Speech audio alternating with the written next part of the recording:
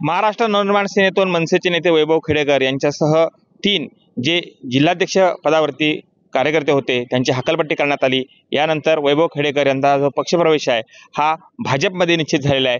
त्यांच्यासोबत त्यांचे सहकारी जे आहेत हे देखील भाजपमध्ये प्रवेश करणार आहे।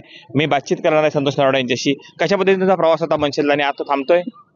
गेले कित्येक वर्ष मी सन्माननीय राजसाहेबांच्या नेतृत्वाखाली या ठिकाणी महाराष्ट्र नवनिर्माण सेनेचं काम करत होतो।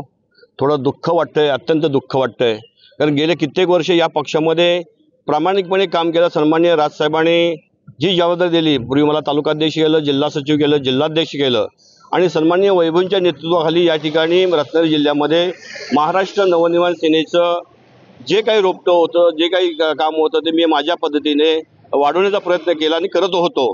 तर आज या ठिकाणी थोडंसं भावुक म्हणण्यापेक्षा थोडंसं दुःख वाटतंय की गेले कित्येक वर्ष या पक्षामध्ये प्रामाणिकपणे काम केल्यानंतर पक्षाने आमची या ठिकाणी हक्कलपट्टी केली, याच्यासारखं दुर्दैव नाही। ठीक आहे, तो त्यांचा पाठ झाला, पण आज सन्माननीय वैभवजी खेडेकर यांच्या नेतृत्वाखाली आम्ही देशाचे पंतप्रधान नरेंद्र मोदी साहेब, अमित शहा, नड्डा साहेब, त्याचबरोबर या महाराष्ट्राचे मुख्यमंत्री सन्माननीय देवेंद्रजी फडणवीस साहेब, राज्याचे अध्यक्ष पक्षाचे सन्माननीय रवींद्रजी चव्हाण साहेब, या भागाचे खासदार सन्माननीय नेते राणे साहेब आणि त्याचबरोबर जे संपर्काध्यक्ष आहेत आणि या राज्य मंत्री आहेत, या राज्याचे मंत्री आहेत सन्माननीय नेतेजी राणे साहेब यांच्या नेतृत्वाखाली आम्ही आज भाजपमध्ये सन्माननीय वैभवच्या नेतृत्वाखाली या ठिकाणी भाजपमध्ये प्रवेश करत आहोत। एक नवी दिशा, नवी पर्व करायला काय हरकत नाही असं म्हणून आम्ही या ठिकाणी आज प्रवेश करतोय।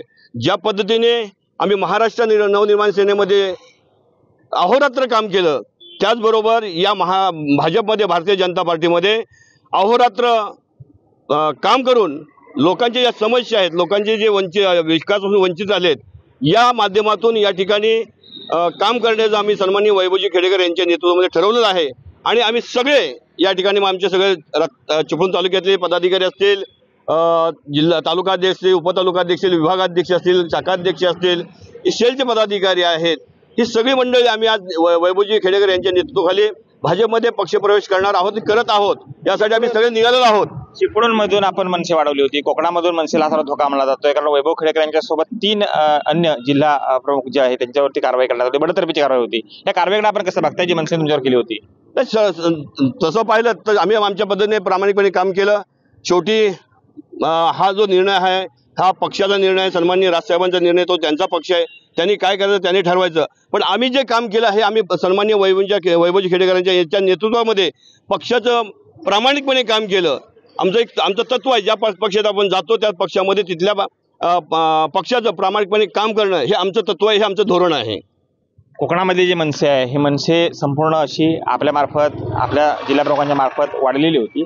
आता आपल्यासोबत यापैकी किती लोक आहेत जी मनसेमध्ये आपल्यासोबत काम करणार होती, ज्या भाजपमध्ये प्रवेश करतायत? या ठिकाणी आम्ही सर्व सांगितलं, जो पक्षाला मानेल, जो आमच्या वैभवजी खेडेकर म्हणून जे भाजपचं नेतृत्व मानेल त्यांना आम्ही पक्षामध्ये घेतोय। आता या ठिकाणी शेकडो कार्यकर्ते हे आमच्यावर पक्षप्रवेश करतात। चिपळूणमध्ये शेकडो कार्यकर्ते आहेत। आता आमच्या काही गाड्या थोडंसं लेट झालोय, पण गाड्या निघालेल्या आहेत, आम्ही पुढे निघतोय। पण शेकडो कार्यकर्ते चिपळूणमध्ये आज भाजपमध्ये सन्माननीय वैभवजी खेडेकर यांच्या नेतृत्वाखाली आज भाजपमध्ये आम्ही पक्षप्रवेश करतोय।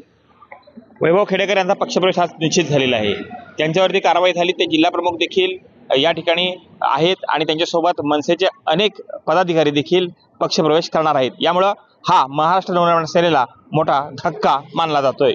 कृष्णकांत साळगावकर, TV9 मराठी, चिपळूण, रत्नागिरी।